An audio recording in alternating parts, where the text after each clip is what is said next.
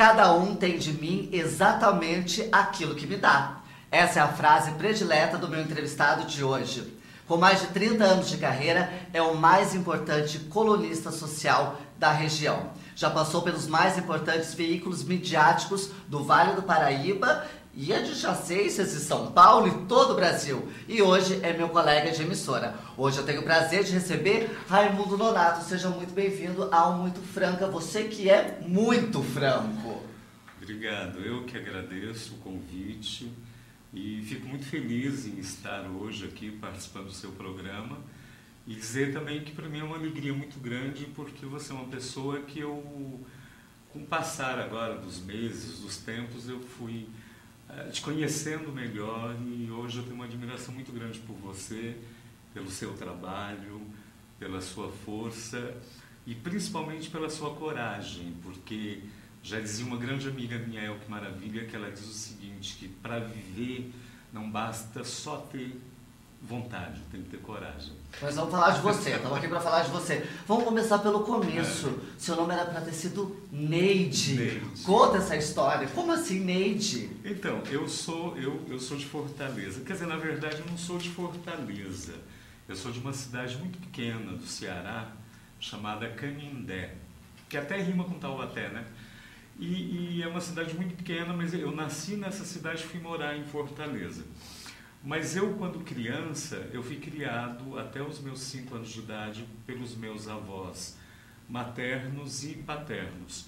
E ambos, os avós, eles me chamavam de Neide, porque Neide lá é um nome como Darcia, que é um nome unissex. E curiosamente, quando eu vim aqui para São Paulo, para o estado de São Paulo, na verdade, o meu registro de nascimento foi feito aqui no estado de São Paulo, porque a minha cidade era tão pequena que não tinha nem cartório. E quando meu pai foi me registrar, a pessoa do cartório falou, não, mas Neide é nome de mulher, ele não é um menino. Aí o meu pai falou, não, mas é o nome dele de batismo. Aí a minha mãe, de última hora, lembrou o meu pai que ele havia feito uma promessa para São Raimundo Nonato, que se eu me curasse de uma enfermidade que eu tive logo quando eu nasci, que seria o meu nome, Raimundo Nonato. Aí colocaram, aí foi Raimundo Nonato. E depois você veio parar em Taubaté e, curiosamente, tem um personagem do Chico Anísio que chama-se Neide Taubaté. Tá vendo? Tudo se encaixa. Você começou sua carreira como ator. Você fez peças de teatro, acabou fazendo 2 filmes. Por que você resolveu parar de atuar? Porque, na verdade, foi o seguinte, eu comecei a minha carreira profissional muito cedo. Para você ter ideia, eu comecei a trabalhar com modelos em 77.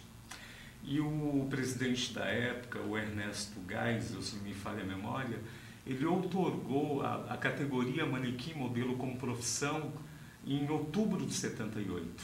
Então eu comecei a trabalhar com manequim quando manequim nem profissão era ainda.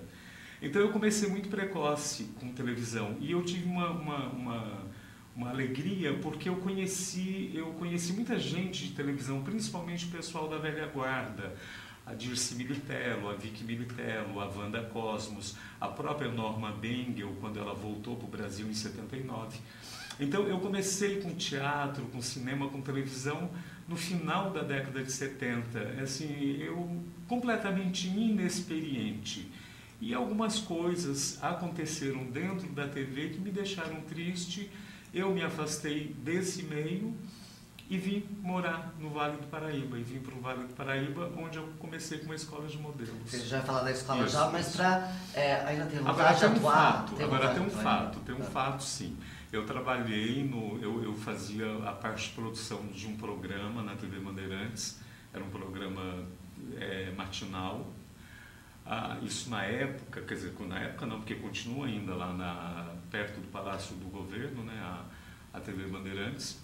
Aí alguns diretores da TV Bandeirantes na época foram convidados para trabalhar na TVS, porque o Silvio Santos tinha comprado a Record na época e ele comprou, aí ele inaugurou a TVS Rio de Janeiro em 81 e inaugurou a TVS São Paulo em 82. E nós saímos, eu e mais umas 3 pessoas saímos da TV Bandeirantes para ir trabalhar na TVS. E como a emissora estava no começo, eu me lembro assim, que eram gravados 3, 4 programas, um dia só. Às vezes a gente passava a madrugada toda lá gravando. E eu peguei um diretor chato, né? Todos são. E eu peguei um diretor muito chato de um programa que eu fazia figuração, que era o Alegria 82.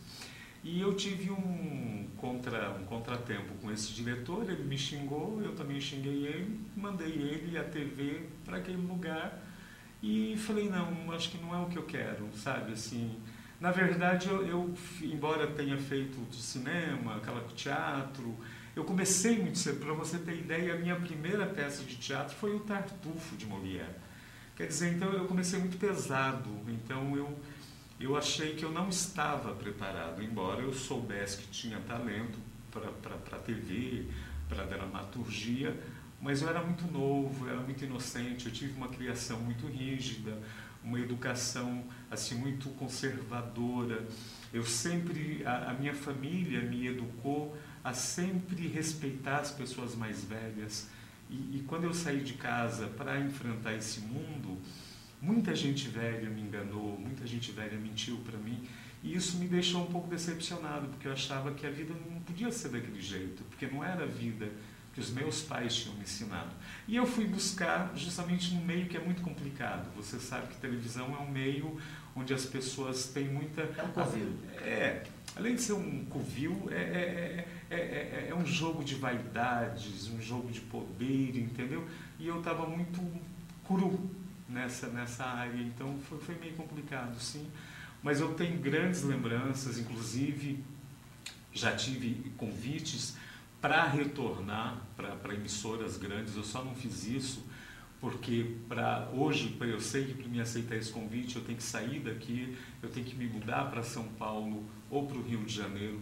E com a idade que eu estou hoje, sabe, já entrei naquela fase que eu quero tranquilidade, eu quero paz, eu quero qualidade de vida, na verdade é isso. Imagina, mas você fala da idade como se fosse o Balzaquiano, mas já está ótimo, ótimo, ótimo. E nós ficaríamos muito felizes se você voltasse a atuar. Tenho certeza que seria um presente para nós, amantes da dramaturgia. Depois que você passou pela dramaturgia, você foi para a moda. Você veio para cá, para o Vale, e foi para a moda e se deu a iniciativa de montar a Academia de Manequins Raimundo Nonato. Mas antes disso, quando surgiu a história da Academia de Manequins, é legal a gente citar o seguinte, que aí eu vim para Jacareí e eu conheci uma moça em Jacareí chamada Rita Tosini, que na verdade poucas pessoas sabem disso, mas ela é a grande responsável pela minha entrada no mundo da moda. Por quê?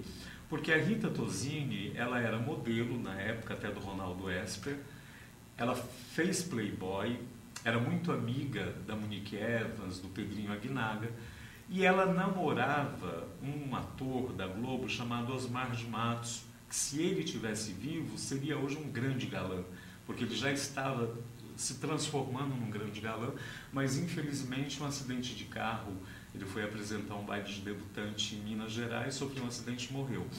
Então, através da Rita, eu conheci a Cristine Ilfon, que a Cristine Ilfon é a grande dama das passarelas, a grande professora de modelos que o Brasil já teve. Tanto ela como aquele pessoal da Socila do Rio de Janeiro. Mas a Monique Evans, a Cristine Ilfon, ela foi a responsável por mandar as grandes modelos para a Europa, isso década de 40, 50, e também a grande pioneira. Então, a minha entrada na moda se deveu a isso, a eu conhecer a Rita Tosini, ela ter esse envolvimento já com a moda e me apresentar uma pessoa que foi muito importante na minha carreira, que foi a Cristine Ilfon. Vamos entrar no mundo da moda. É o seguinte, vou te colocar na primeira saia justa da noite. Você foi dono de uma escola de modelos. Sim, sim. Como é ter que dizer para uma menina que ela não serve para isso, que ela não tem o padrão? Às vezes é o sonho da vida de uma mulher ser modelo, ser manequim. Como que é dizer, olha, não dá para você?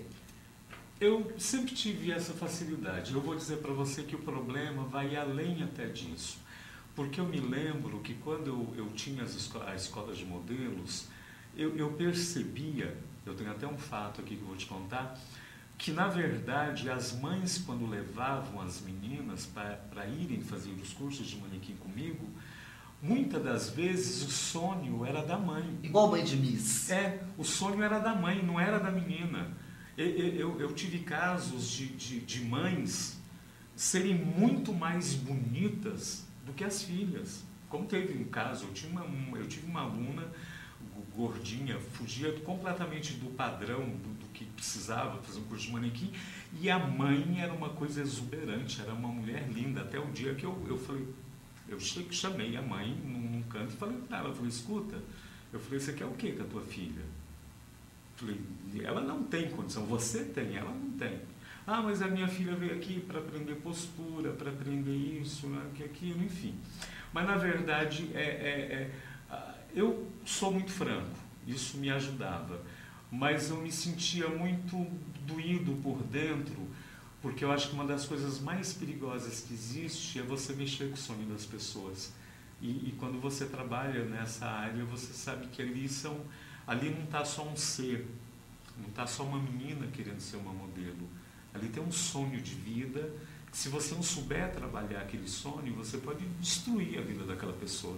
Você pode frustrar ela para o resto da vida. Então era complicado.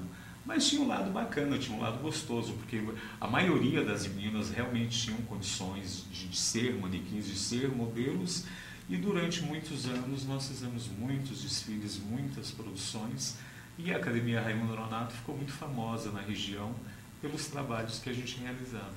Das que deram certo, naquela época o Brasil começou a exportar modelos. Monique Evans, Luísa Brunet, Beth Lago e por aí afora. Por que o Brasil se tornou esse expoente? A mulher brasileira é a mulher mais bonita do mundo?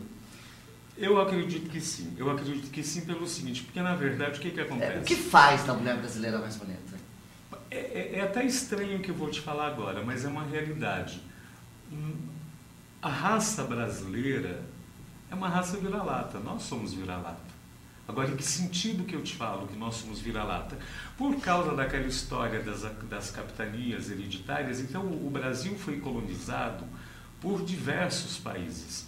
Então, o brasileiro, ele é um pouco de português, é um pouco de italiano, de espanhol, de holandês. Então, nós somos uma mistura de raça. E essa mistura de raça criou mulheres lindas, padrões de belezas diferentes. Por exemplo, você pega o Amazonas, Manaus, ali você tem a coisa mais para o lado indígena, o centro-oeste. Quando você já cai para o sul, Rio Grande do Sul, se você parar e pensar, quem conhece o Rio Grande do Sul como eu conheço, quando você está ali, dependendo da cidade, a ideia que você tem é que você não está nem no Brasil. É a beleza europeia. Tem até neve. Tem até neve. Quer dizer, então, veja você, hoje as mulheres mais lindas do mundo, que são modelos brasileiras, são do Sul, devido a essa mistura. Ali você tem italiano, alemão e outros, né? Nós temos um que é a mais. A mulher brasileira tem um que é a mais. Tem. A gente estava falando agora de... Diferente de você ir para a América, para os Estados Unidos, que é um padrão de beleza, de você ir para a Suíça, que é outro, de você ir para a Espanha, que é outro, para a Itália, que é outro. Né? Isso você pega a Europa toda. Não, o Brasil é um único país onde você tem todas essas pessoas. Tem a loura, tem a morena, tem a mulata, porque essa mistura de raça, salve a brasilidade, essa miscigenação é a coisa mais fantástica que tem. Salve a brasilidade. Claro. Nós estávamos falando da questão de sonhos. Vou te colocar agora mais uma questão um tanto quanto delicada. Ainda existe muita gente dentro da moda antiprofissional, sabe que aquela menina não vai dar certo, ela não tem um padrão, mas utiliza daquele sonho para ganhar dinheiro. Tem. E como uma mãe que está assistindo agora, ou uma menina, consegue se desviar desse tipo de profissional? Porque, na verdade, é assim, o que acontece? Tanto a má agência quanto a boa agência, quando ela tem interesse na modelo, a pessoa tem que fazer um investimento. Qual é o investimento? Seria um curso de manequim. Hoje, eu acho que tem até cursos de interpretação, porque hoje a manequim ela tem que ser também atriz.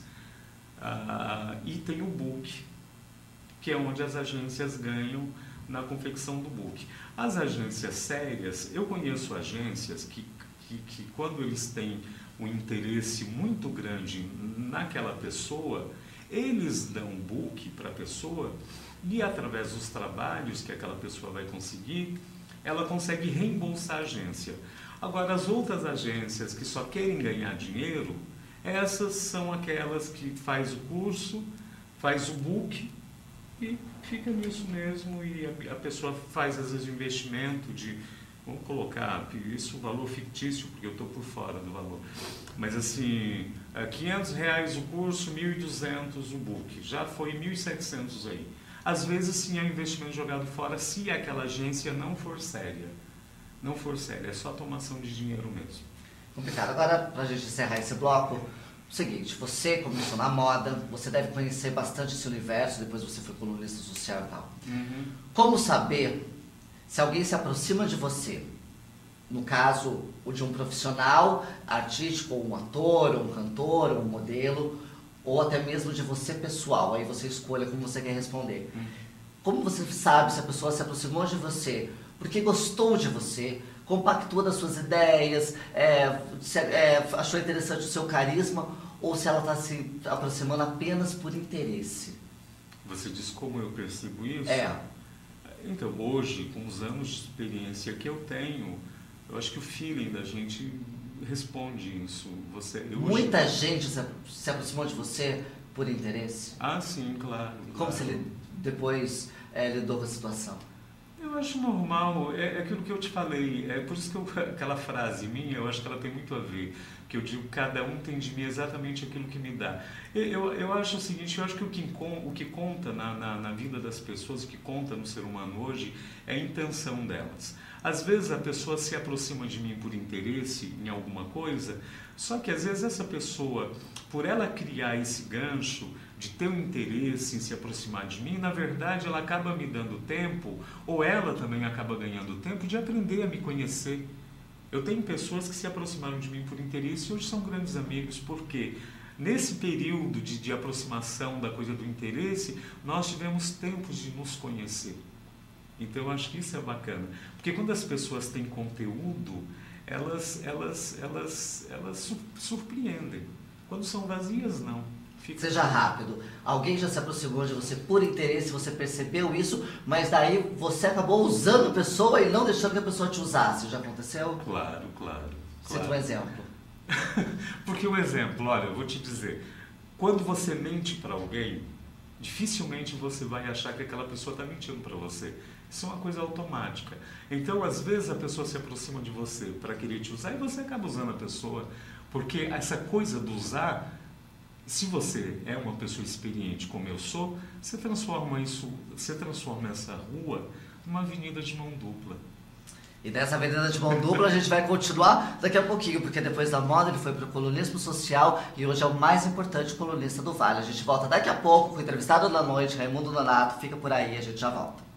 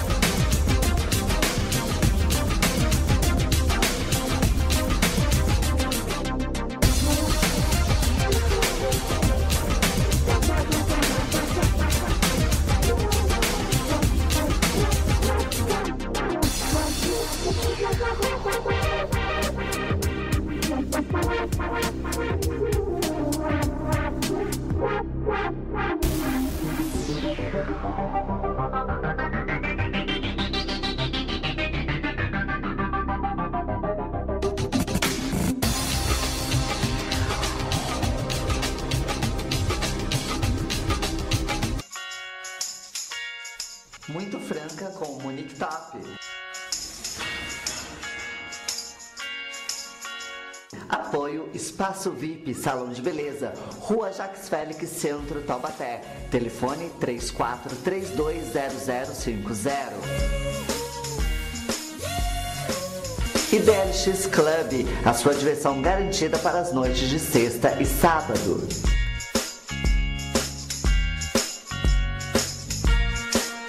Muito Franca com Monique Top. Hoje meu entrevistado da noite, além de tudo, é meu colega de emissora Raimundo Nonato. Raimundo, quero começar agora com a questão do colunismo social. Por que o colunismo social ainda é tratado como um tipo de jornalismo menor? Eu quero dizer, com menos importância comparado a outros tipos de jornalismo, outros segmentos. Eu acho assim, veja você, eu sou uma pessoa que eu sempre peguei exemplos para mim. Eu nunca mudei de carreira sem pesquisar primeiro, sem ter exemplos. Eu sou uma pessoa que eu busco muito exemplos de vida.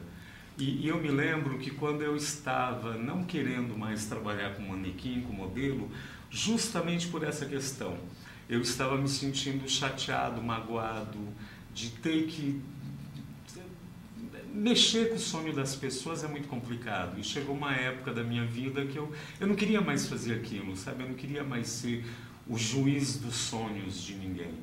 Eu acho que eu não tinha esse direito enfim, eu não quis mais. Aí, quando surgiu o colunismo social, quando você coloca que o colunismo social às vezes é visto de uma maneira menor, isso depende muito, sabe do quê? Da cidade que você mora e da sociedade que você pertence. Porque, na verdade, o colunismo social tem dois caminhos. Tem um colunismo social onde você tem as personalidades da cidade, que são as pessoas de nome da cidade, e tem as pessoas que o próprio colunista cria. Quem cria fama é o colunista. Você pode ter determinada pessoa, que seja isso ou aquilo da cidade, mas se aquela pessoa não estiver em evidência, não estiver na mídia, ela é sim o que ela é, mas enfim, mas não é uma pessoa colunável, porque quem estabelece a questão da imagem, as saídas em revista, em jornal, aquela coisa toda, é o colunista social. Quem é colunável? Quem é colunável hoje? Então, hoje... O que uma pessoa tem que ter para ser colunável? Porque, na verdade, muita coisa mudou de lá para cá, com essa entrada do novo rico. Porque você tem a sociedade tradicional e tem esse novo rico. Então, o que acontece? Hoje, quem é colunável hoje, para mim? Porque antigamente, quando você falava de coluna social, que você pegava a sociedade tradicional, o que era colunável? É aquela senhora que se veste bem, que é bonita, mas que é uma dama benemérita. Tem o sobrenome. Isso, tem o sobrenome. Então, só que eu pratico um colunismo social diferente, porque na minha coluna eu só divulgo quem trabalha. Porque eu acho que essa modernidade do colunismo social, são esses novos empreendedores, são esse novo rico que, embora alguns não tenham um berço, mas têm dinheiro e tiveram capacidade, condição de ganhar dinheiro, essas pessoas elas são abertas, elas sabem da necessidade de divulgar suas empresas, de ter uma boa imagem perante a sociedade, justamente por não ter aquela questão do berço, da tradição. Então, eu hoje, nas minhas colunas, nas minhas coisas sociais, eu sempre divulgo pessoas que trabalham, pessoas que engrandecem a nossa cidade, que engrandecem a nossa região. Só que tem um detalhe, que eu acho que é muito perigoso. Aqui em Taubaté acontece muito disso. Todo mundo vira colunista social da noite para o dia. Isso não é por aí, isso não existe. Olha, como eu te falo, que eu sou uma pessoa de exemplos. Eu tenho como exemplo, para mim, de colunismo social, Maria Encarnação. Maria Encarnação é uma mulher que eu conheci ela na década de 70 e tenho uma admiração extremamente grande por ela. Por quê? Porque eu sou de uma época, veja você, o que é o colunista social. Isso, claro, acontece hoje com a Mauri Júnior e com tantos outros. A Maria Encarnação, quando ela chegava, eu me lembro ali em São José dos Campos que o foco ali era onde tinha o pilão, embora o pilão não fosse uma casa social, assim, para a sociedade, mas tinha o chaminé, tinha o Lacave, casas noturnas ali em São José, perto do tênis clube, que ali era o foco, né, da sociedade joseense. A colunista social, quando ela chegava no local, o dono do estabelecimento tinha que estar na porta esperando ela, a colunista social. A mesa dela já tinha que estar reservada, a melhor mesa, já com cigarro, já com o melhor uísque. E se a colunista social chegasse e não tivesse esse atendimento, ela não entrava no bar, ela voltava para casa e você pode ter certeza que aquele bar estava comprometido. Estava comprometido, porque uma fala que a colunista colocasse em relação àquele bar, seja positivo ou negativo, ali já definia. Então o colunismo social tem um poder muito grande. Só que depende muito da cidade. Um exemplo, Taubaté é uma cidade, a sociedade nossa aqui, ela é muito espalhada. Os grandes nomes que você tem aqui da sociedade taubatiana, eles se reúnem mais em residências do que sair. Tanto é que você pode perceber, Taubaté é uma cidade que tem uma dificuldade muito grande de estabelecer uma casa noturna boa, que seja fixa, um restaurante bacana. Não tem. Por quê? Porque não tem público. Eu não estou aqui dizendo que a sociedade taubatiana não é uma sociedade fiel, mas é uma sociedade que não frequenta. Eles frequentam frequenta a casa do outro, vai para esses barzinhos, sabe, barzinho de calçada, que fica aquelas mesinhas na calçada, aquela coisa toda. Você não tem em Taubaté um restaurante muito bom, e se tiver, pode saber que vive com dificuldade. Uma casa noturna para um público adulto, é difícil, as coisas não sobrevivem aqui. Porque é essa questão, sabe? Essa é a característica da sociedade taubatiana. Agora, com essa entrada desse novo rico, com essa gente nova que está chegando aí de fora, montando empresa, montando comércio, enfim, pode ser que isso mude um pouco, entendeu? Mas eu acho assim que ainda falta, sabe? Eu acho que o colunismo social é uma profissão muito bacana e eu acho que a cidade ela tem que entender que tudo isso é para engrandecer, para crescer a cidade. E eu, através das minhas festas, dos meus eventos, eu procuro fazer isso. Porque a ideia do colunismo social qual é? É valorizar a pessoa, valorizar o trabalho dela, valorizar o que ela faz, valorizar o que ela é. Eu acho isso muito bacana. Vamos pegar o gancho aí dos novos ricos. Uhum. Vamos entrar no assunto polêmico para qualquer colunista social. O jabá, famoso jabá, realmente é o que sustenta o colunismo social? Olha, depende muito assim eu na verdade assim, eu não gosto de fazer jabá. Eu prefiro trocar as coisas. Um exemplo, a pessoa quer ir na minha festa, tá? Claro que aquela pessoa, se ela quer ir na minha festa, ela quer sair no jornal, ela quer sair no meu programa de TV, ela quer estar nas minhas redes sociais. Então, o que eu procuro fazer? Eu chego para a pessoa e falo, se você tem empresa? Tenho. Tem interesse em divulgar a tua empresa? Tenho. Eu falei, então você me paga X, eu faço a divulgação, eu faço a propaganda de sua empresa. A publicidade. Faço a publicidade da sua empresa e, em troca disso, eu faço o marketing da sua imagem. É uma troca de interesses. É uma troca de interesses. Isso existe, entendeu? Se é jabá, não sei, mas eu procuro fazer a coisa dessa forma. Eu acho que seria jabá se fosse uma pessoa que chegasse em você, e que tem, viu? Gente chega e fala para você, quanto que paga? Quanto que custa para me sair, para me ser badalado? Você, entendeu? Esse tipo de coisa, eu não vou dizer que eu já não fiz. Já fiz, claro. Claro que eu já fiz. Não vou ser hipócrita aqui de dizer que eu não fiz, que eu já não fiz jabá, que eu já não fiz coluna marrom. Claro que eu fiz. Quando eu tinha meus 30, meus 20 e tantos anos, claro, tudo era bem-vindo. Hoje, a própria experiência de vida faz com que você seja seletivo, faz com que você experimente coisas de forma... Aquilo que você experimentou no passado, que não rolou, não virou muito bem, hoje eu faço diferente. Então, um exemplo, hoje eu tenho uma carteira de patrocinadores que o patrocinador que está menos tempo comigo está comigo há 10 anos. O meu patrocinador mais antigo está comigo há 30 e tantos anos. Por quê? Porque existe, sabe, essa responsabilidade, essa coisa da divulgação, existe a amizade que foi construída durante esses anos todos.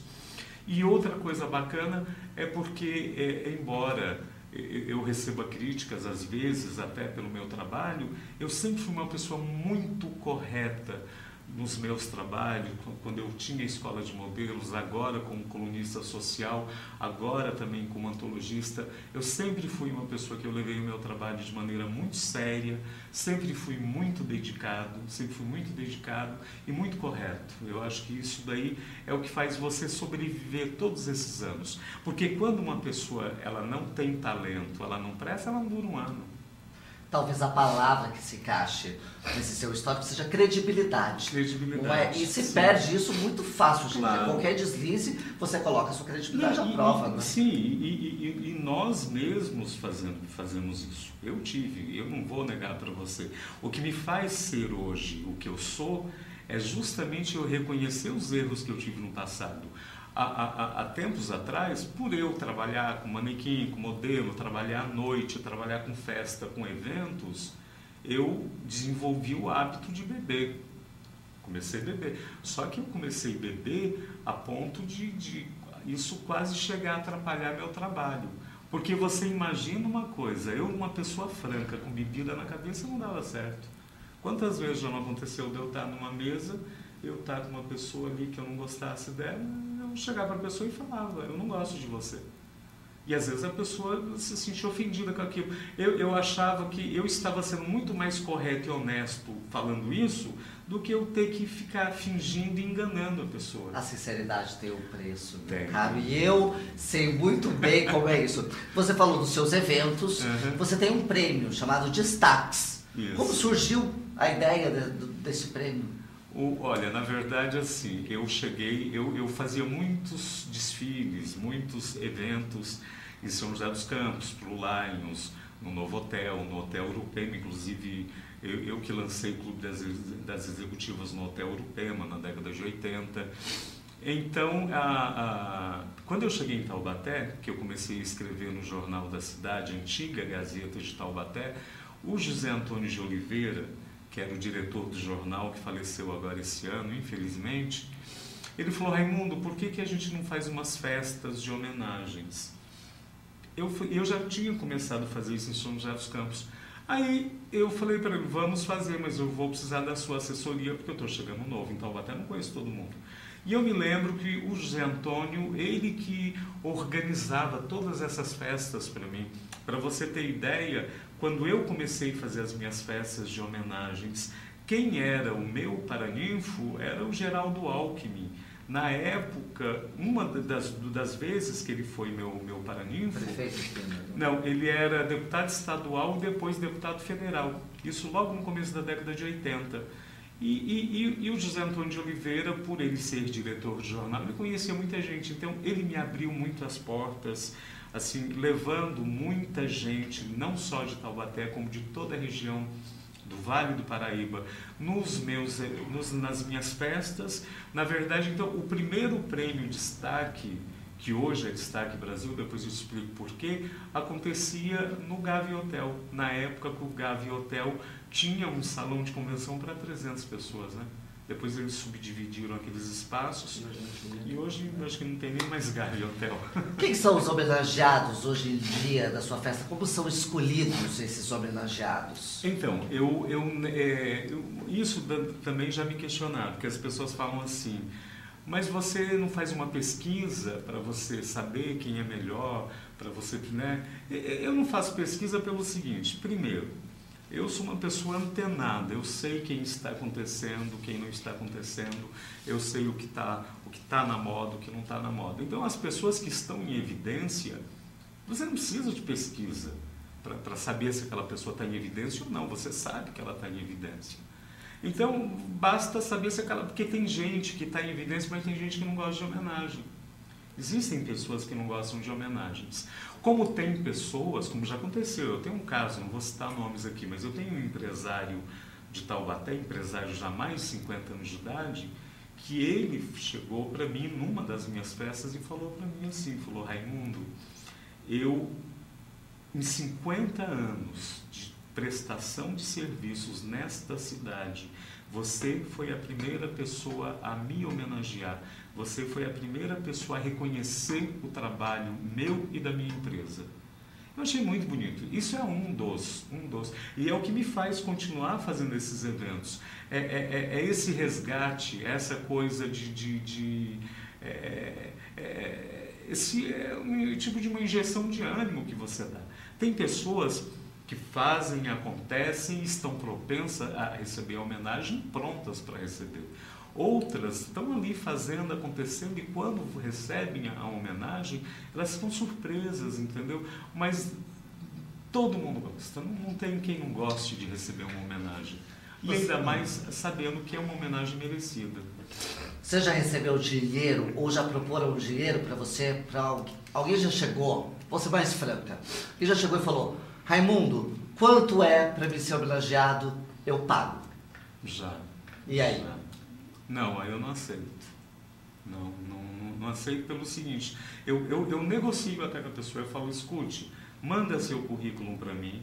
Se a pessoa tiver um currículo bacana, eu falo: olha, então você faz o seguinte, quer comprar X número de convites para o evento? Leva seus convidados. Agora, a questão da homenagem eu não cobro. Nunca cobrei. Embora muita gente, a festa do Raimundo, para ir ser homenagem tem que pagar. Isso nunca existiu. Eu nunca cobrei um centavo de nenhum homenageado meu. O que eles pagam, sim, é um convite que custeia o meu trabalho de buffet. Porque eu tenho um custo muito alto. Porque eu, além de oferecer um coquetel, eu tenho o coquetel, eu tenho um jantar.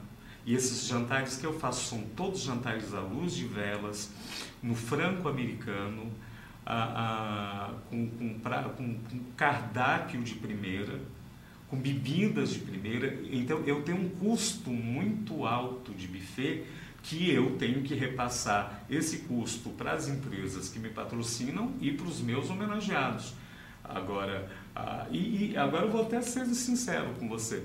Às vezes eu tenho um homenageado que geralmente o homenageado vai ele mais um acompanhante, ou a esposa, ou o marido, enfim. Mas assim, quando passa, a pessoa fala: eu quero 10 convites. Eu às vezes nem cobro o convite do homenageado, entendeu? Embora o buffet não quer saber se a pessoa é homenageada ou não. Conta por cabeça. Então eu pago os convites eu pago por pessoa. Então, nunca foi cobrado. O que eu cobro é o convite para o meu homenageado participar da minha festa, levar os convidados dele e pagar toda aquela estrutura. Eu trago artista, eu trago banda, eu trago atração, eu tenho coquetel, eu tenho jantar, eu tenho um buffet, eu tenho decoração, eu tenho divulgação. Para você ter ideia, para mim fazer uma festa hoje para umas 100, 150, 200 pessoas, eu gasto mais de 20 mil reais. Esses 20 mil reais eu tenho que tirar da venda dos convites. Agora, quem pode comprar os convites? Os que são interessados diretamente, que são os meus homenageados e os amigos e convidados dos meus homenageados. Por isso que é uma festa fechada. Eu não vendo convite por fora, porque eu não quero perder nunca o controle de quem está ou não dentro do meu evento. E depois que eu assumi a delegacia da FALASP, que é a Federação das Academias de Letras e Artes do Estado de São Paulo, eu peguei as festas da Coluna Destaque, que antes eram regionais, e transformei todas elas a nível nacional.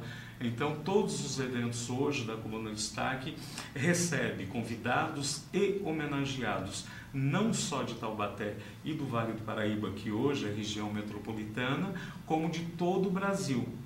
E o mais engraçado, por isso que às vezes fala que santo de casa não faz milagre, embora não seja daqui, mas seja taubatiano de coração. Mas você sabe que eu já tive casos assim, tipo o diretor de cultura da cidade não foi na minha festa. mas o diretor de cultura do estado do Mato Grosso, do estado de Goiás, do estado do Maranhão vieram. Sabe? Então, assim, às vezes a pessoa está tão perto. E agora eu não acho ruim, não. As pessoas, elas são assim. Quando você tem as coisas muito fáceis, elas não têm muito valor.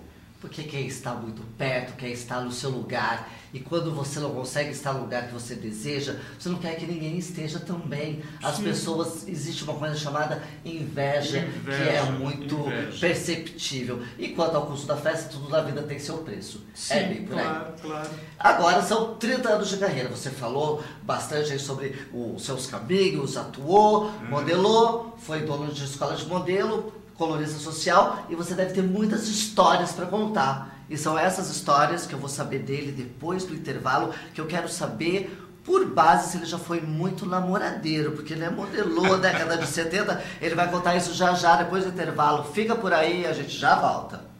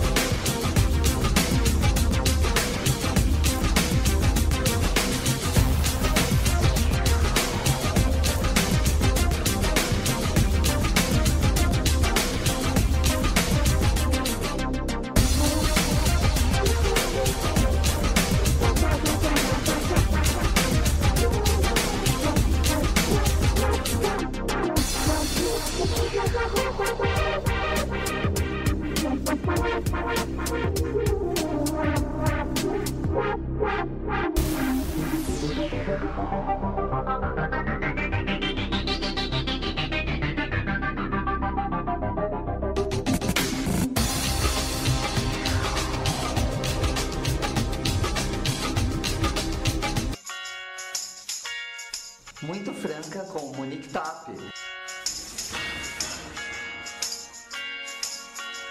Apoio Espaço VIP, Salão de Beleza, Rua Jacques Félix, Centro, Taubaté.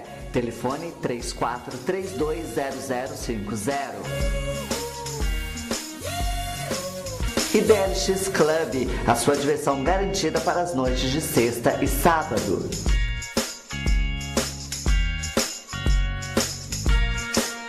Muito franca com Monique Top.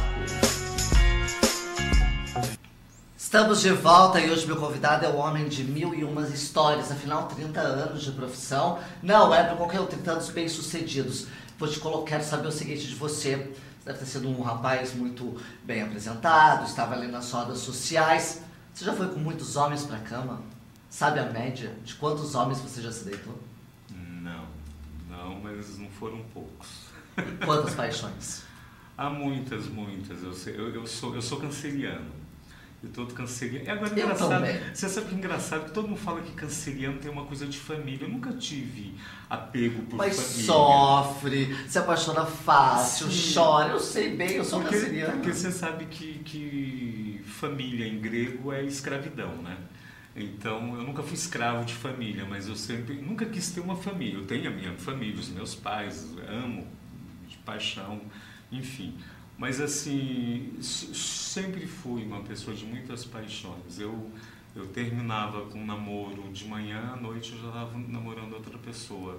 Eu sempre fui muito rápido na questão de gostar, de namorar, Porque para mim sempre eu sempre tratei isso como festa. Você sabe? era um cafajeste, então. Eu acho que é isso que você era. Um cafajeste. Aceite esse adjetivo, que talvez seja isso. Não. Você nunca pensou por esse lado, hein? Não, você sabe Os seus namorados devem pensar assim de você. Não, eu pensava assim, entre enganar e ser enganado, eu preferia enganar. Viu? Cafajeste, é isso, é um sinônimo, não adianta. É merecido esse adjetivo. Como eu digo, aceita que dói mesmo. Sabe por quê? Porque quando eu comecei a levar os meus romances a sério, eu sofri muito. Eu sou como dizer, nós somos cancerianos, então nós sofremos muito por amor. Nós somos assim. Eu tenho até um amigo meu do Mato Grosso que ele me chama de Maria do Bairro, porque eu faço muito drama, sabe? Nós fazemos dramas imensos em questões de relacionamento que é complicado, sabe? É complicado, você fala, gente, não é por aí.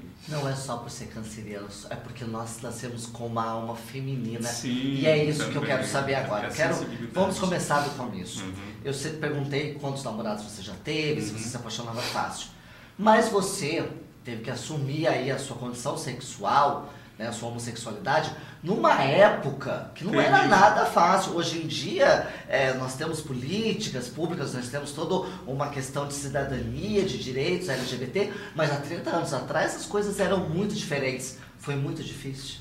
Sim, é difícil assim, porque embora hoje assim, a minha aparência não diga mais, não seja mais perceptível o que eu vou dizer agora, mas eu tenho uma transexualidade. O meu lado feminino sempre foi espontâneo. E o engraçado, que eu acredito que seja com você também, que a gente vai crescendo, e principalmente hoje com você é diferente, que você pegou um mundo mais moderno. Mas eu vim de uma época que eu comecei a crescer sem entender o que estava acontecendo na minha cabeça. Faltava informação. O meu amiguinho achava bacana o fio de barba que nascia na cara dele. Eu já queria arrancar aquele fio de barba, mas eu não tinha com quem conversar, eu não tinha com quem eu falar o porquê que o meu amiguinho gostava de ter barba e eu não gostava de ter, o porquê que ele gostava de ter cabelo curto, eu não queria que cortasse o meu. Quer dizer, isso tudo eu fui aprender na rua. A gente não tinha os pais, ninguém tocava no assunto, ninguém falava nada, entendeu? Era um preconceito muito grande. A minha adolescência foi na época do regime militar, sabe? Então foi barra pesada, porque você não podia demonstrar aquilo, embora não tinha como não demonstrar, porque era natural, era natural.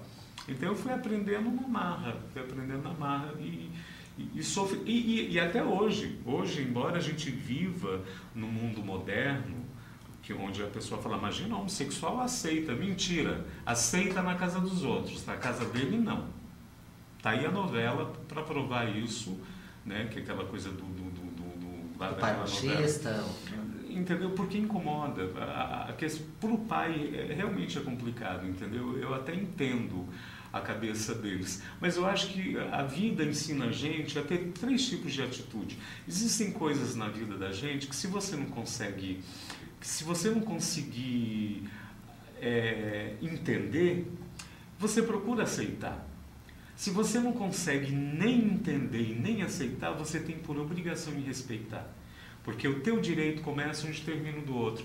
Então eu acho assim que hoje existe todo esse movimento, a homossexualidade ganhou uma proporção grande, mas eu acho que ainda precisa se fazer mais, mas eu acho que de uma outra forma, sabe? Eu acho assim que quando você cobra direitos, você não pode agredir o direito das outras pessoas também. Mas eu parto do único princípio que eu acho que na vida hoje, faça o que você quiser fazer. Te faz feliz? Faça. Porque essa é a regra da vida. Você está aqui para ser feliz. Você é um homem que tem opiniões muito bem formadas e deve analisar as questões de uma maneira muito ampla. O que, na sua opinião, por que agora está sendo tão mais fácil dos gays colocarem a cara, né, na rua e assumirem a sua condição? Porque essa hoje em dia se tornou algo mais fácil, algo que nós percebemos de uma maneira mais comum? Porque se criou uma postura diferente. Então, o que eu digo hoje? Eu digo assim, hoje, Monique, os gays assumidos, eles não saíram do armário, eles viraram o armário. Por quê? Eu sou de uma época que o homossexual era aquela coisa afeminada, porque é diferente. Mas ainda existe. Sim, existe, mas ainda é escasso e os que existem ainda conseguem pegar aquela fatia que eu vou chegar nela, que é o seguinte: eu sou de uma época que o comportamento homossexual era diferente. Por que era diferente? Porque a mulher era mais tolhida, a mulher era mais reservada, a mulher não fazia coisas que a gente fazia. Então, vamos dizer, década de 60, 70, vamos por década de 70, até década de 80, os homossexuais, os afeminados, existia sim uma procura muito grande, porque os homens procuravam em nós o que eles não podiam fazer nas mulheres. Isso é nítido, isso é claro. Com essa evolução da mulher, porque a mulher ela não evoluiu só na questão profissional, ela evoluiu também como pessoa, como ser humano, ela também passou a não ter muitas regras, a não ter tantos tabus como eram antigamente. Aí o que aconteceu? Aquela procura daqueles homens que saíam com esses homens diminuiu. Aí teve que se criar um comportamento diferente. Tanto é que você pode ver o padrão de beleza do garoto americano de umas décadas atrás, do gay americano, era o padrão de beleza do garoto homem brasileiro, do hétero brasileiro, que era o garotinho, cabelinho cortadinho, bonitinho, musculoso, tal. Esse era o gay americano, mas esse era o nosso hétero, o garoto hétero brasileiro. O que aconteceu hoje? A homossexualidade hoje, esses meninos, tanto é que você pode ver, tem muitos garotos que você olha, o garoto está com aquele cabelo curto, com aquela barba mal feita, bombado, aí você fala assim, você vai conversar com ele, um minutinho só, por favor. Você entendeu? Então você vê que aquilo é uma casca, é uma estampa, porque hoje a imagem do homossexual hoje do brasileiro é a mesma imagem do homossexual americano. Os gays brasileiros hoje são musculosos, são fortes, uns se depilam, outros não. Quem quiser ir para o lado do virar um pederasta, fica peludo. Não, quer fazer linha boyzinho, vai se depilar. Então esse comportamento mudou muito. Então hoje, um exemplo, são poucos os que são transexuais ainda fazem questão de ir para a cama com homens. Quer dizer, tem gente que fala, não, mas a partir do momento que procura... Todos são héteros. Não é mais homem, claro que é. Porque eu vim de uma época que o transexual, a atração do transexual era pelo heterossexual. Mas até hoje. Não hoje. Não, até o que hoje. A gente chama, entre aspas, na nossa linguagem, de quebra-louça. Isso para mim é quebra-louça. Homem ficar com homem, sabe que negócio? É troca-troca. Você está sendo muito, não, você está sendo muito radical, Raimundo. Não. Sabe o que acontece? Os gays musculosos e másculos sempre existiram. Mas lá atrás, na década de 70, se disfarçava muito bem. Porque ninguém ia achar que um homem másculo e tal fosse gay. E hoje a gente sabe que os gays podem ser assim também. Só que a gente chamava esses meninos, depois que eles amadureciam, de pederastas, né? Que são esses peludos que usam roupa de couro preta, né? Village People, não é? São um grande exemplo. Mas eles sempre existiram. Tanto os feminados quanto os másculos. E hoje em dia tem uma situação até que eu questiono, é que o próprio preconceito dentro da comunidade dos gays mais másculos acharem que é animação de filme, a gayzinha mais afeminada, quando cada um vive a sua sexualidade da forma que quiser. E você vê que isso, se você pegar sites de relacionamentos homossexuais, todos que procuram por companheiros e parceiros ali, a primeira coisa que eles frisam é: não quero afeminados. Você já entrou em sites de relacionamento? Já. E aí? Já. Conseguiu alguma coisa? Claro, consegui. Mas entrou num site de relacionamento gay ou hétero? Gay, né? Ah. Entrei no site. Você sabe que agora tem um aplicativo que você baixa no celular que você vê quem está perto de você. Parece que é o tal de Scruff. É um aplicativo gay. E você vê assim as pessoas que estão assim, a 200 metros de você, Nossa. a 300 metros. Então é uma facilidade assim, agora absurda, eu né? vou morrer e não vou ver tudo. Agora, Mas aí não entra naquela questão do que as pessoas julgam tanto da promiscuidade da comunidade gay? Ou é porque o sexo pelo gay é realmente mais liberal e mais natural? Ou parece que todo mundo está num açougue, ali exposto numa vitrine, você vai lá, escolhe e aproveita daquela carne e depois dispensa? Olha, eu vou ser bem honesto com você, eu acho que o gay, o gay é danado, nós somos danados, nós somos muito inteligentes. Por quê? Porque o sexo é mais natural, mais livre? Seria isso? Eu acho assim que conhece aquela frase que diz que a concorrência gera qualidade? Eu acho que quanto mais concorrência você tem, mais qualidade você adquire. Então eu acredito assim, o gay são pessoas extremamente inteligentes. Dificilmente você vai ver um gay... Uma bicha burra, sabe? Eles sempre estão, eles trabalham. Eles têm uma coisa muito bacana. Às vezes é muito comum acontecer isso em famílias. Todos os filhos casam, o gay não, ele fica. E o gay que fica acaba cuidando dos pais na velhice, porque eles não viram as costas para os pais, entendeu? A sensibilidade deles é diferente. Eu acho assim, que no fundo, eu imagino assim, que se o homem ele entendesse melhor o lado sensível dele, o lado feminino dele, o mundo seria gay. E não tem, que é gay? Gay é alegria. É alegria de viver, é alegria de fazer as coisas, entendeu? Então eu acho assim, hoje, eu com os meus 50 e tantos anos de idade, eu cheguei numa conclusão, que nesta vida você deve fazer tudo que te faça bem e que te faça feliz, desde que aquilo que você faça não atrapalhe nem a você nem o teu próximo. Eu acho assim que ser feliz é via de regra, não interessa como, com quem, por quê, onde, enfim, é ser feliz, sabe? Eu acho que é ser feliz, eu acho que nós estamos aqui neste mundo, sabe, tem que parar com essa coisa de caráter ser julgado baseado em cama, sabe? Eu conheço muitos gays que são muito mais homens que homens, no sentido de palavra, de atitude, de postura. Não é o que você faz na cama. Agora, você definir o caráter de uma pessoa pela questão sexual dela, cara, isso é século XXI, isso já tinha que ter acabado. Eu sou de total acordo com essa sua opinião. Para a gente encerrar esse assunto da questão gay, você é a favor da criminalização da homofobia? Da criminalização? Da homofobia. Um homossexual ser agredido ou verbalmente ou fisicamente por ser gay. Eu sou contra, né? Eu sou contra mesmo, não só com gay, com qualquer tipo de pessoa. Mas eu estou dizendo o seguinte...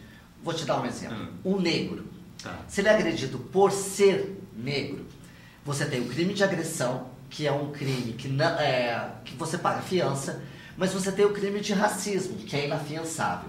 A partir da criminalização do racismo, o número de agressões a negros caiu absurdamente, porque a pessoa, o agressor, pensa duas vezes antes de agredir, porque sabe que ele não vai sair da cadeia. Tá, então okay? você para colocar isso no... Pro gay. Eu acho que eu sou a favor, porque existem coisas que sabe, você tem que ter uma legislação para reger isso. E é visto a olhos nus que a homossexualidade ela tem crescido muito. Então tem que haver, assim, quanto mais essa classe cresce, mais ela tem que ser regimentada por uma legislação, até por uma questão de respeito, por uma questão de direitos, como acontece. Vou te dar um exemplo aqui. Antigamente não, hoje, o homossexual, A família descobre que ele é homossexual, aí a família escorraça ele da casa dele, bota ele para correr, manda ele embora, porque meu filho é viado, não sei o que, enfim, faz aquele carnaval todo. 30 anos depois, aquele gay, como que onde que eu te disse que gay não é burro.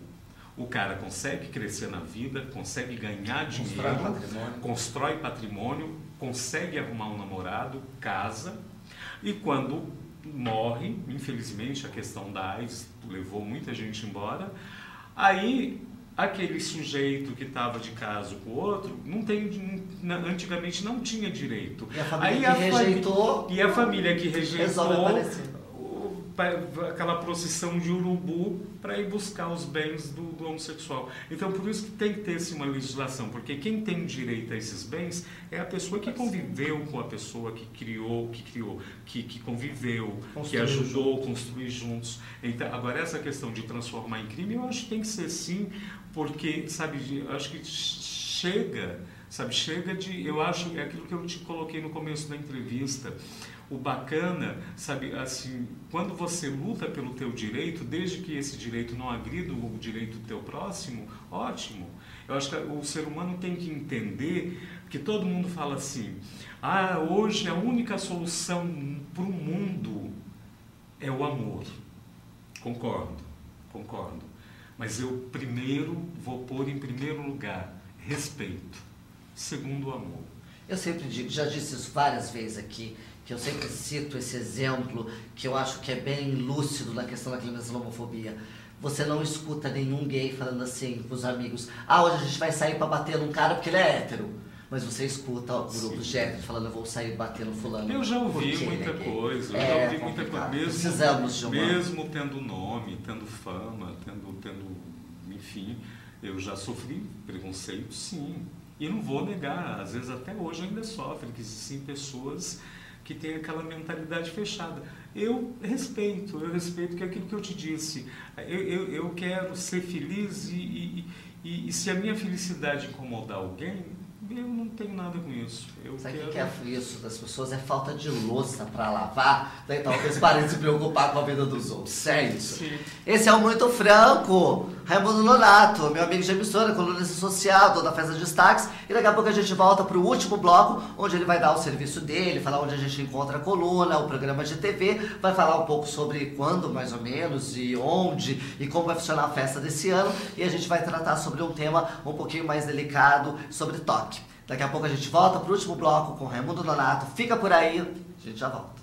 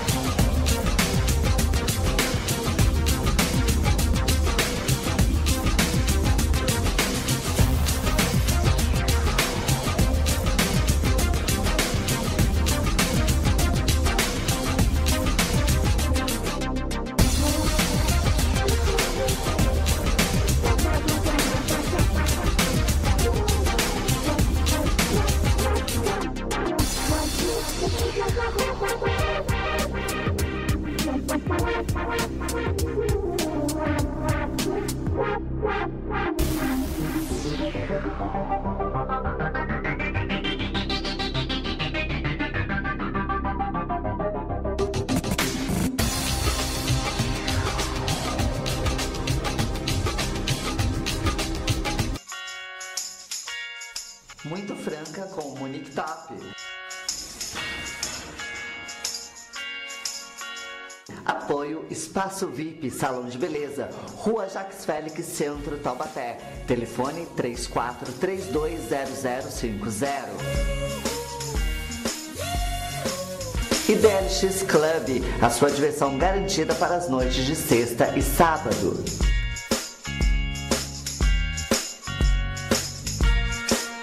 Muito Franca com Monique Top. Estamos de volta com o Homem de Mil Homens. Olha, gostou dessa, hein? Raimundo, vamos tocar num assunto um pouco mais delicado. Você sofre de TOC, transtorno obsessivo compulsivo. Como você descobriu esse problema? Porque, assim, o que eu achava engraçado, que eu tenho um problema de toque, assim, com tapete, com porta. Começou com tapete, foi onde eu descobri. Porque, às vezes, eu passava pela sala e via um tapete torto e ia deitar. E eu não conseguia dormir. Enquanto eu não me levantasse, não fosse lá e arrumasse aquele tapete. Aí depois surgiu a história de contar as coisas, de multiplicar as coisas. Aí eu faço assim, eu estou aqui dentro do estúdio, eu começo a contar câmeras. Aí eu conto 1, 2, 3, 4, 5, 6, 7, 10 que dá 1. Então tudo que eu conto tem que dar 1, tem que dar 3, 7 ou 9. Se der 8, eu tenho que começar tudo de novo. Eu conto tudo. 3 horas da manhã, às vezes eu levanto, eu varro a minha casa toda.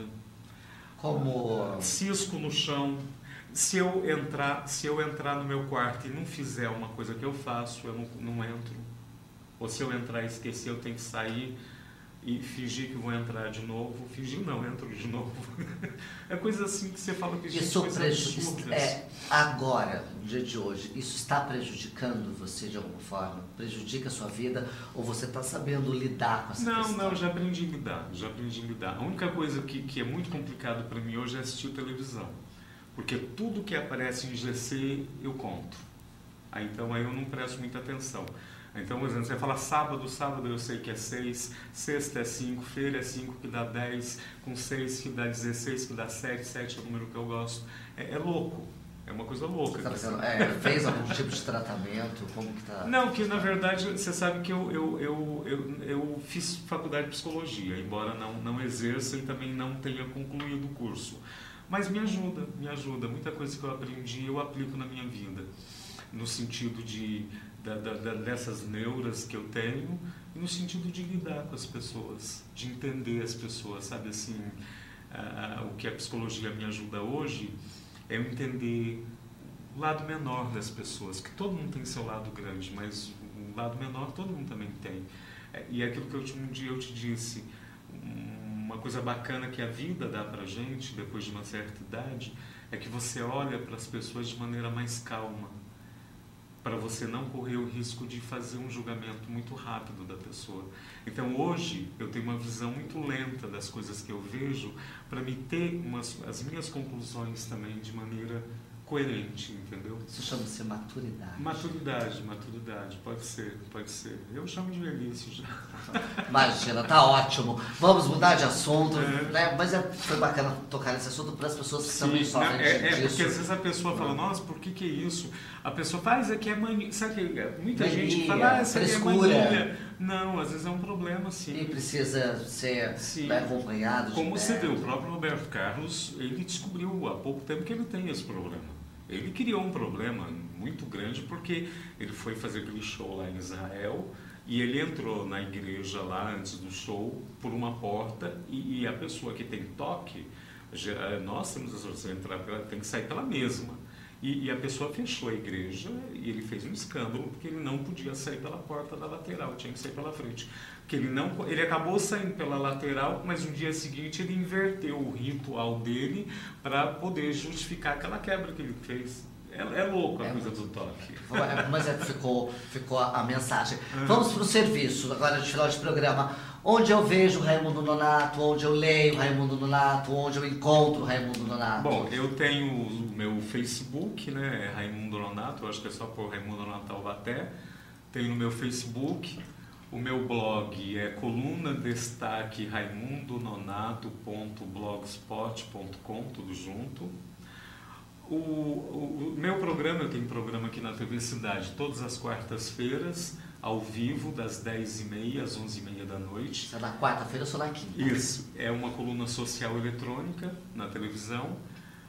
O jornal, eu escrevo no Jornal da Cidade há mais de 30 anos, só que infelizmente, depois da morte do nosso diretor José Antônio de Oliveira, o jornal ele deu uma diminuída, então o caderno que saía a minha coluna, a coluna do Vavá Beraldo e outras colunas, já tem uns 2 meses que não está mais saindo, mas que logo já irão normalizar essa situação.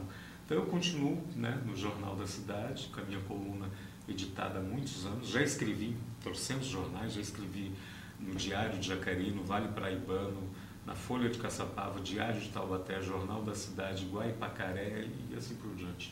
Já fui correspondente também do Estado, da Folha de São Paulo. É muita história. Só uma enciclopédia midiática. Esqueci de falar, de última coisa. Os últimos anos agora, como eu te disse que eu fiquei delegado da Falasp, então eu passei a ter muito contato com produtores de teatro, de cinema, pessoas ligadas à arte, diretores de cultura, poetas, poetisas, artistas plásticos, pessoas do meio cultural. E eu virei antologista, eu já estou na minha 7ª ou 8ª antologia, que são livros que eu reúno poetas e poetisas do Brasil todo. Tenho feito sempre pela Alprint Editora, que é uma editora muito boa de São Paulo, que essa editora é a que garante a participação dos meus livros em todas as bienais que acontecem aqui no Brasil. E eu tive uma felicidade muito grande de ter uma amiga que era produtora cultural da ABAC, que é a Academia Brasileira de Arte e Histórias, da Casa da Fazenda do Morumbi, que hoje mora na Noruega, e ela está atuando como produtora cultural em toda a Europa. Então, no dia 20... E você vai para Londres, eu ia perguntar isso agora. E no dia 20 de setembro vai ter o lançamento de 3 livros meus, que é o Destaques na Poesia, volume 2, de 2012, 2 livros. E Maravilhosas Mulheres em Verso e Prosa, volume 2. Então, esses 2 livros estarão sendo lançados agora, dia 20 de setembro, na Embaixada Brasileira, em Londres. E depois nós faremos o lançamento na França, em Nice, também na Embaixada, em Estocolmo e depois os outros países. Ele vai rodar o mundo conhecendo mais 1000 homens, eu creio que sim. Então, gente, assista Raimundo, leia Raimundo, acompanhe as opiniões dele no Facebook. Esse homem é um disparate de absurdamente digníssimo. Para encerrar, me conta uma coisa, quando vai ser realizada a festa esse ano, destaques? Que todo mundo, a sociedade taubatiana fica aguardando essa festa. E tem bastante gente confirmada. A festa vai ser em dezembro, logo no início de dezembro, que é o Prêmio Destaque Brasil 2013. Este evento, mais uma vez, eu estarei reunindo profissionais, empresas, não só da nossa cidade, da nossa região, como de todo o território nacional. E mais uma vez, vou trazer os meus queridos amigos, pessoas que trabalham muito pela cultura, pela arte, sabe, pelo ser humano no geral. Então eu fico muito feliz. Então por isso que eu te falo, a vida ela me deu caminhos difíceis, mas ao mesmo tempo fáceis, porque a primeira fase da minha vida eu fui trabalhar com o sonho das pessoas, que é muito complicado. Quando eu mudei de profissão e caí para a questão do colonismo social, eu fui trabalhar com algo pior ainda, que é a vaidade humana, o ego das pessoas. Então, quando você trabalha com o ego da pessoa, veja você o poder que tem essa coisinha chamada ego. Se você trabalha o ego daquela pessoa de maneira errada, você ganhou um inimigo pro resto da vida. E a pessoa nem te conhece, mas é uma questão de ego. Então, esse cuidado todo eu tenho. E Deus, ele tem sido assim tão divino, tão maravilhoso comigo, porque há uns anos atrás eu estava com vontade de abandonar também a carreira do colonismo social.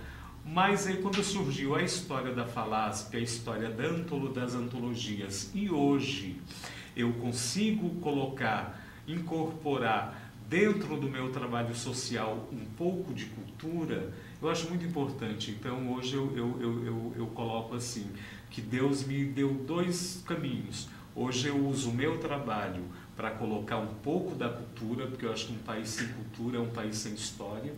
E nós somos um país novinho, nós temos 500 anos, e de uma história rica, mas de uma história que não está sendo muito bem escrita. E uma outra coisa bacana fugiu agora, agregar o valor à cultura. Do meu trabalho, hoje eu também levar a palavra de Deus para as pessoas através do meu trabalho, entendeu? Porque, eu não sei se você sabe, eu saí de um câncer há pouco tempo, não tão há pouco tempo, e graças a Deus eu me curei. E você sabe que o câncer é uma doença que é um divisor de águas, é uma doença que quando ela vem, ela tem como tendência transformar aquela pessoa ou um ser humano melhor ou um ser humano pior. Eu optei em querer me transformar num ser humano melhor. E se Deus me deu a capacidade de continuar vivo, eu quero sempre ter essa gratidão por Ele, em levar a palavra dEle para as pessoas. E hoje ser o que eu sou. Hoje eu sou uma pessoa que eu tenho a minha vida em paz, respeito as pessoas porque elas me respeitam, e a vida me ensinou uma coisa muito bacana, que tudo que eu quiser de alguém, eu tenho que ser exemplo primeiro daquilo que eu quero, para depois eu querer. E nunca pedir para ninguém aquilo que aquela pessoa não possa me dar.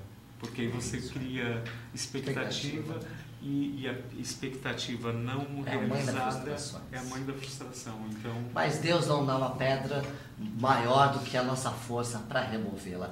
É isso. Raimundo, obrigadíssima. Eu adorei mesmo o papo. E olha, parabéns pelo seu programa, parabéns pela pessoa que você é.